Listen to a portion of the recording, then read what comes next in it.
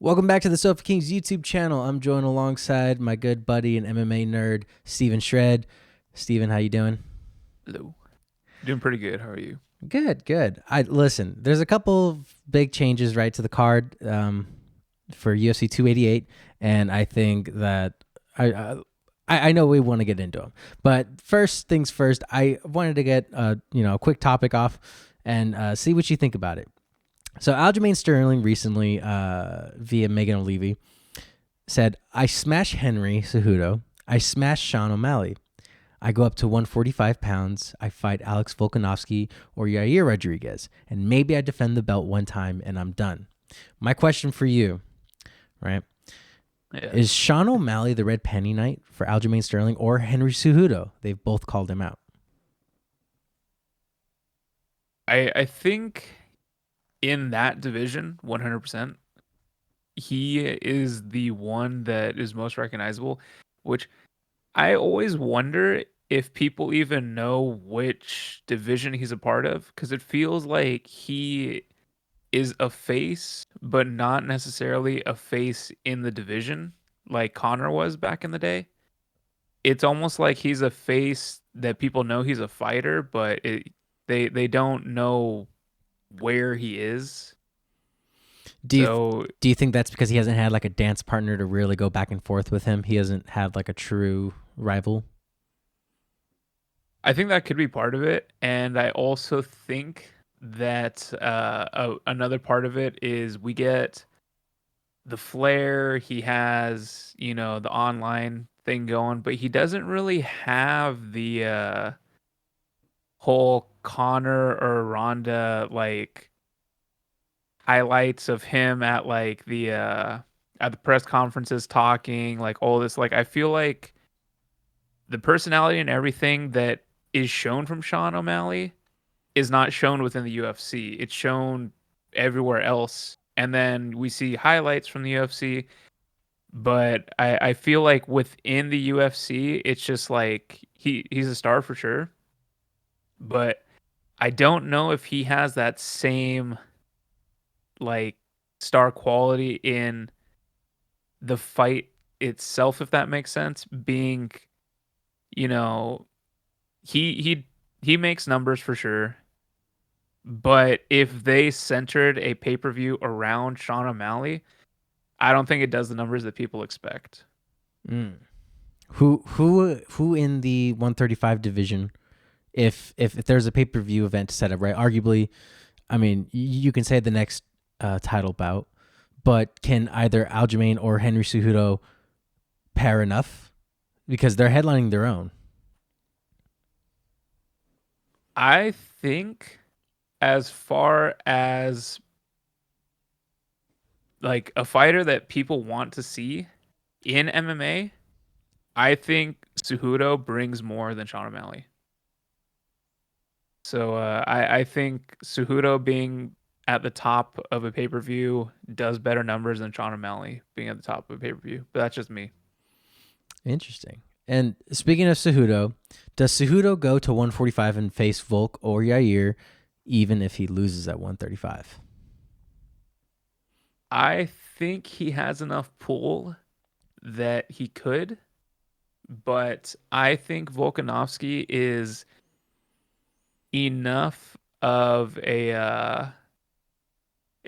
of a good guy that he doesn't want to hold up the division with too much of that kind of stuff. So I don't know if he really goes for that. Mm-hmm. It seems like because I mean they could have ran it back with with Islam again, but he didn't. He decided that you know to do right by the division, he goes and he fights Yair. Yeah. And I don't think we see Volk get into this like whole you know um money fight thing that a lot of these other champions try to get themselves into. So I don't know. I think Cejudo would definitely want it, but I think Volk would be a little hesitant on fully going in that route because we got champ versus champ fight. He's back at 145 fighting, Yair.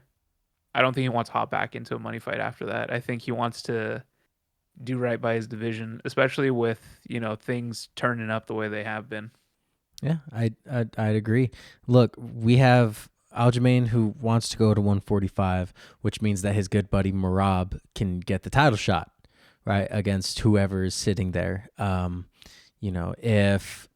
If they're saying that Marab doesn't deserve the fight, which I think that's just Henry kind of side skirting the question, because we know why Aljamain doesn't want to fight Marab. That's his good friend, right? Like they're training partners. They train day in, day out. Yeah. Even though I don't think that should ever be the case. I think, once you're a professional, it's, you need to go to work, Yeah. It's like the whole DC and Kane thing. Once DC came to the UFC, he was like, "Oh no, Kane's my boy. I'm not gonna fight a heavyweight. I'm fighting a light heavyweight here." Yeah. And did his thing until Kane was out, then went over to heavyweight, Yeah. and then proved that he was arguably probably a better heavyweight than he was a light heavyweight. That being said, so let's get into the first big change of UFC 288 with Irene Aldana taking over for Juliana Pena in the co-main event for the night. And look, I am becoming more and more impressed with Irene Aldana the longer I watch her older stuff, which you see a lot of the glaring issues. And it's not that I don't think she still doesn't have glaring issues. I think she telegraphs a lot of things like really bad with her hands. Like when she walks, her hands like do some of the same motions kind of at times.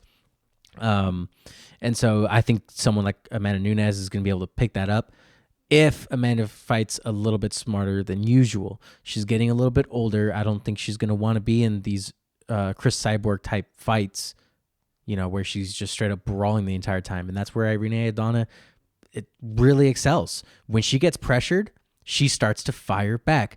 But the thing that worries me is that if Irene thinks she's going to be able to point spar with Amanda, I didn't like her touch and go style with the Ketlin Vieira fight.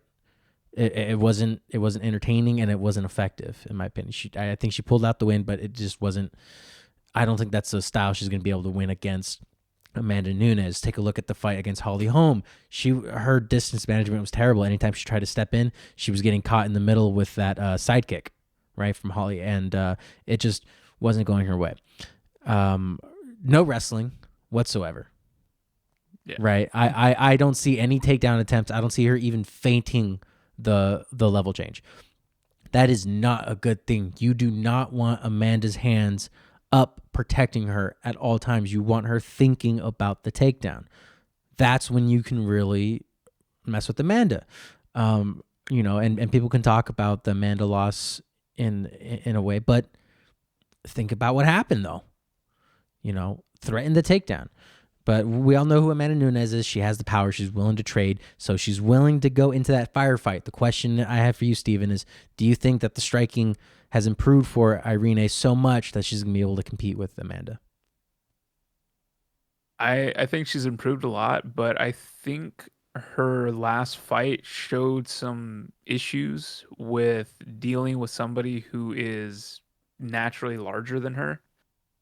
It seemed like she was having some issues with the power, which I was completely against Macy in the last fight because she missed weight and they had to fight at a catch weight. I was just like, Irene needs to win this, and she won by that insane liver up kick, I think they called it. Mm-hmm. Yeah, that was. Yeah, she like put her heel like right into like just underneath where the livers. It was wild. Yeah, but truth be told, I think she was losing that fight. And you talk about Amanda, there are not many women in the UFC that can give you that kind of power imbalance like Amanda can with almost any opponent she's faced.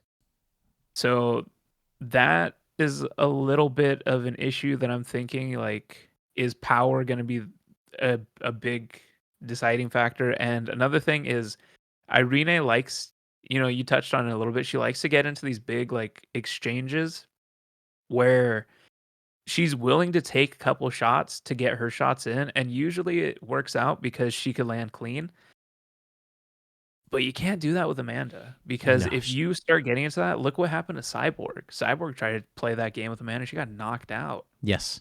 And she So was getting hit by more looping shots. I I would like to see Irene throw some straight shots down the middle.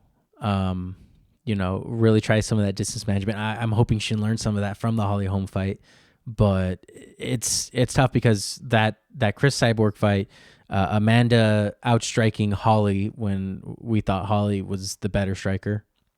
Right, we thought we didn't think Amanda could be as technical, and then hits her with the high kick. Right, hits her with the roundhouse, and it's like that's some poetry in and of itself. Being reminiscent about the Ronda days. So I think it's an interesting matchup. I don't quite know if Irene's ready for it yet. I have gotten some opposition from that already. I do know some people that are very much fans of hers, and it's okay. I think that she should put up a good fight as long as she doesn't do this point sparring thing. If she can kind of stand her ground and look at these shots and counter the brawls, then she might be able to run away with a nice little knockout or TKO. Yeah, I mean, it would be nice to see a changeup, Yes, and a changeup that I feel is a little more deserving. I was on the side of Pena got lucky. It wasn't some calculated thing. Yeah. That was a one. I mean, she came and I don't think it was a 50-44, but it felt like a 50-44. I think it was just 50-45, wasn't it? Match. Let me. Oh wow, I just did that same thing again where I hide you. Let me look up her thing. Yeah, I want to say it was just 50-45. Amanda won every round, but some of those rounds just felt full on 10-8. I was just like, No. Oh, you're talking about the second. Yeah. Yeah, the second fight. Yeah. So, yeah, that was one of those ones where I was like, she's gonna lose the rematch. But Irene, I've seen her fight. I've been a fan of her style, and it's gonna be like the Grasso thing. Like if she wins, it's because something that she had been working on worked, not because Amanda got sloppy and she was able to capitalize. So, interesting little stat here I got for you, and this is kind of a weirder one. So the very first person to hand Irene Aldana a TKO loss due to punches was Larissa Pacheco. If you don't remember Larissa Pacheco, she is the person who defeated Kayla Harrison via decision. Okay, Kayla Harrison, of course, being the world-class boxer, came in, wanted to do MMA, and I think she lost one and hasn't returned since November 25th, 2022. That's so interesting. I don't know. The biggest question, of course, is the level of competition. Yep. Right? Like Irene has she? Sure, Holly Holm, but she lost. Ketlen Vieira, it wasn't that good of a fight. Raquel Pennington lost split decision. Lost split decision again to Caitlin Chukagian. Lost a split decision. I'm sorry, no. Lost a unanimous decision to Leslie Smith on a UFC on Fox card on the Van Sant versus Watterson. God, that was in 2016. That was wow. I remember that. So she's been in the UFC for a very long time, but just kind of hanging around. Will win some, lose one, win two, lose one, win two. So this is a big test for Irene. But you know who she does have in her corner is Alexa Grasso. I believe they are part of the same camp. Was it like Team Lobo or something? Lobo like Gym, Lobo. Yep, Lobo. So look, I hope she comes out and bites down in her mouthpiece. That's a fun match, I think. All right, moving on. So two more topics, and then we'll round this up. Israel Adesanya and Alex Pereira. The saga continues. This feels like a Dragon Ball Z episode. So I'm sure you've seen them going back and forth on Twitter, right? Yep. And they're counting. They're counting, and well, more so Alex Pereira's counting, right? He said 3-1, and Izzy's response was quality. So let me ask you this: what matters more in this storytelling? Is it quantity or is it quality? I think it's definitely quality. As far as the MMA side goes, I don't think Izzy has more to prove on that. He cleaned out the division almost twice over, and then he got his win back. Yeah, Alex has 3 fights in the UFC, 4 fights. Well, 4 now, right? yeah, So it's, you know, he got the title, did something that no one else could do, beat Izzy, lost the rematch in a devastating way.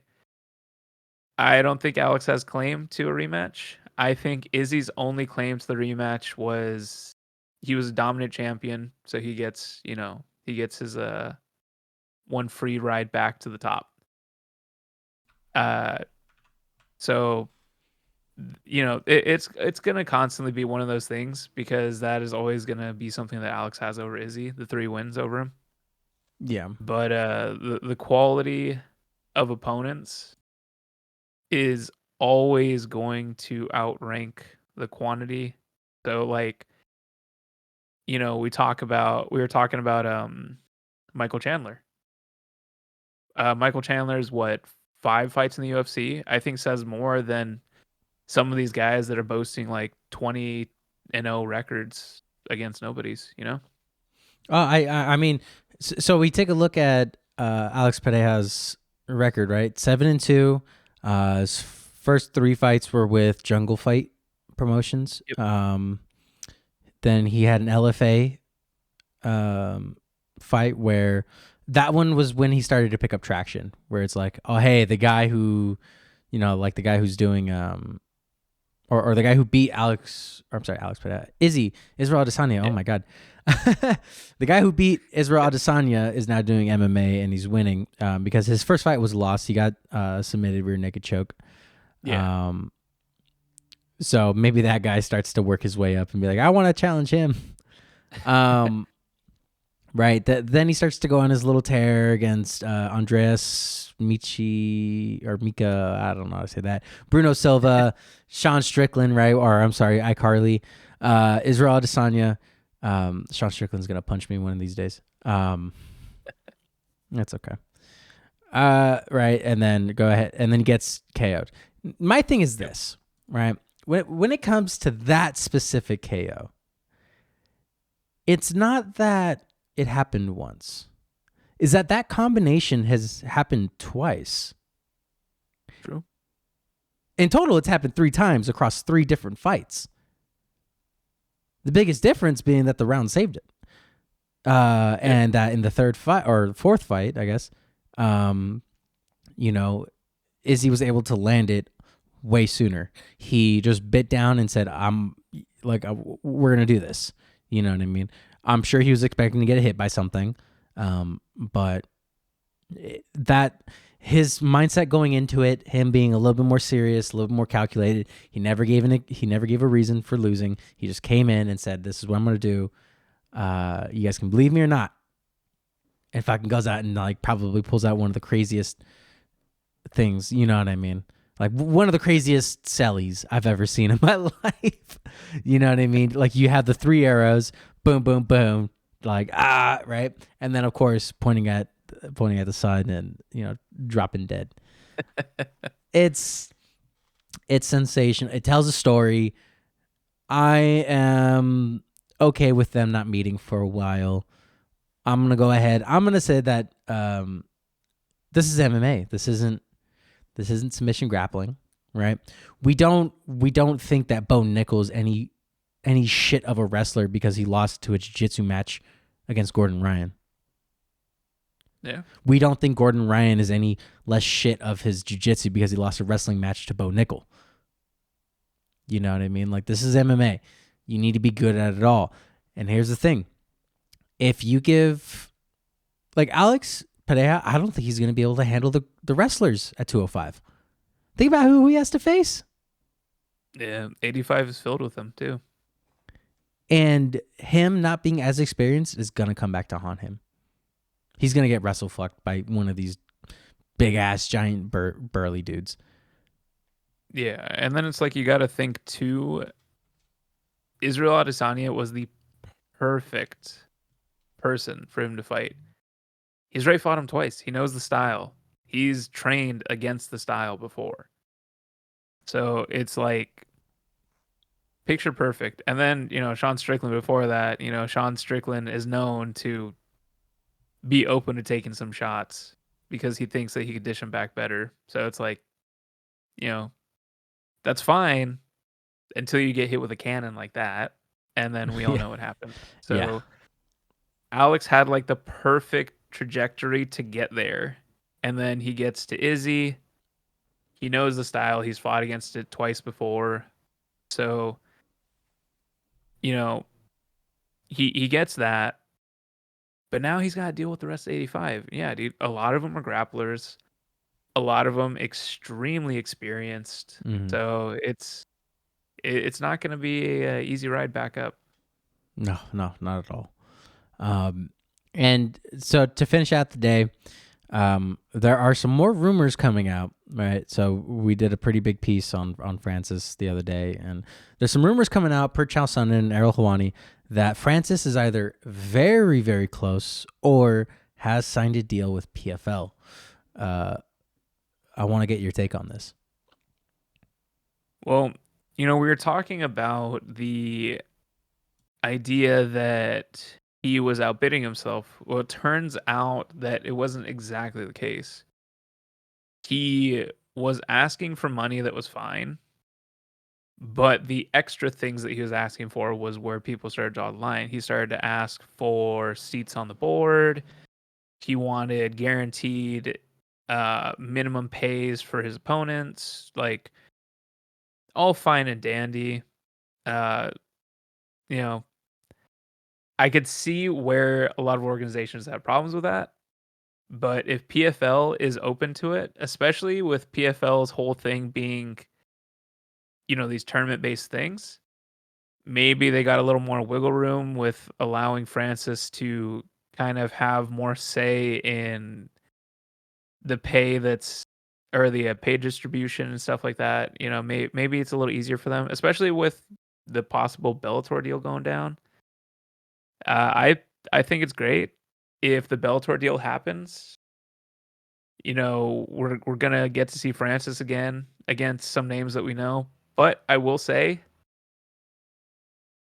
Francis being a quote unquote star, somebody that we're looking out for, somebody that the fans are wanting to see.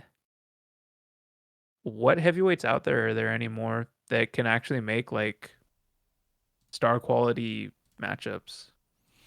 When it comes to PFL, so let me pull up the fighters, right? The all fighters here on their website, and let's look at the heavyweights. Yeah, because I'm not too sure. And my biggest question with this, right, with the PFL is, what kind of contract are they offering him? Is he going to be a part of like their tournaments? Right? Does this mean that they're getting ready for a heavyweight tournament to go down? Because I think they only do 2 weight classes a time or a season. Fabricio Verdum is over there. Is he heavy? Yeah, he's heavyweight, right? Could be interesting. I think I recall him losing his debut over there. Mm-hmm. That feels like the standard for UFC fighters going to PFL for some reason. Do you think that the pay he would get at PFL even makes sense? Because why I questioned like, okay, what kind of contract is he getting with PFL is because of their tournament style. How much do you make at the end of the tournament? $1 million. Yep. So how much is he getting paid to fight? Right? Like, yeah, that's the question. Like, does it even like, so what, he fights once? And then my other problem, I guess. I use it loosely because, again, negotiations and contracts, it's whatever you want to negotiate. The best one of the best things I've ever heard in my life in terms of like advice was that everything can be asked for. No one's obliged to give you shit though. So so I've kind of gone like my whole life with that, where it's like, okay, like, is it in my right to argue for someone else's pay even though I'm the draw? We're discussing me as the draw. Or I'm the fighter you want, or this is the organization I want to fight in. Does Francis, I mean, would you care that much about Francis in order to be able to give his opponents something? Because what, he's Francis Ngannou? I don't know if I agree with that. I don't know if that is too much to ask for, especially at other promotions, right? Because they're saying, because if this is what he specifically wanted, right? He wanted a specific level of payment for the fighters he was going against. Who would you want to go against that gets paid that low? Is my question, right? Yeah. Like, the guys you're going to be fighting now should be high tier, because you're asking for high level boxing matches. You're asking for, I mean, he wasn't exactly asking for the John Jones fight. He was, and then he wasn't. Yeah. You know what I mean? So I don't know. This seems very it seems like very good timing for PFL to have this to come out. It seems like I haven't heard anything else about the Bellator deal yet. I haven't seen anything. I haven't read anything anywhere. So I think Bellator is still going on business as usual. Yeah. So we'll see, because they still have a deal with Showtime as well. So I don't know what happens to that deal with Showtime. You know, only time will tell with that. Yeah, as far as Francis goes, though, it does call into question, like, because, you know, a big thing in business is ROI, return on investment. Mm-hmm. If you were to invest not only in Francis, but a seat on your board, whatever his minimum pay is, yeah, whatever his minimum pay is for the opponent, everything that goes into like all of that you're already doing, it's like, then they're not going to make that much money, because the PFL's paying people a lot, right? Like, they're paying a good amount, I think, for the fighters that they have. They were talking about Kayla Harrison being the highest paid athlete. Francis do you think he would do more numbers than Kayla? I think so. Yeah, 100%. Yeah, but, you know, so does he get paid more? And then you have to dish out even more for the opponent, for the guy that you're trying to send out there on just a normal tournament or something? Or is this just a one-off deal? You know what I mean? I don't know. I think I was more interested in him signing with one, just because of the types of matches he could have had. He could have had boxing matches with 4-ounce gloves. He could have had a grappling match if he was tired one day. Right? Could have had a Muay Thai match. I would love to see that. This weekend, Ratang is fighting, I believe. Right? Ratang, you have one of the Ruotula brothers in a grappling match, right? Cade or Ty, one of them. You have Demetrius Johnson going up against a much bigger fucking opponent than himself. That's happening tomorrow. And possibly his last MMA fight ever. Yes. So it's one, while I feel they still do desperately need the American market, and that's what Sage Northcutt is going to hopefully offer him, and Demetrius Johnson. You know, this is Sage Northcutt's, it's like 3 years. It's been 3 years since he got his face broken. Yeah, it was like 9. It was like 9 different bones in his face or something like that got broken. In a single punch. Which, like, I don't know if that's like a freak accident or what, or that dude just hits that hard. But God, he's drinking more milk, man. Needs strong bones. All right, well, Steven, I appreciate you hopping in, man. I know the fights have us excited. If you guys are feeling so inclined, go ahead, Like, subscribe, leave a comment, let us know just how wrong we are, just how right we are. It will only help inflate our heads that much bigger. That way, the next time that you guys see us, our fucking heads are just going to take over everything. Steven, again, thank you so much, and we will see you guys on the next one. See you.